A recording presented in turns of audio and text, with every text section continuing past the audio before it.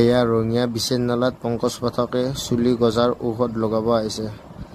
আজি দেওবাৰে মানুহৰ ভিৰ চাওকচোন, কিমান মানুহ আহিছে।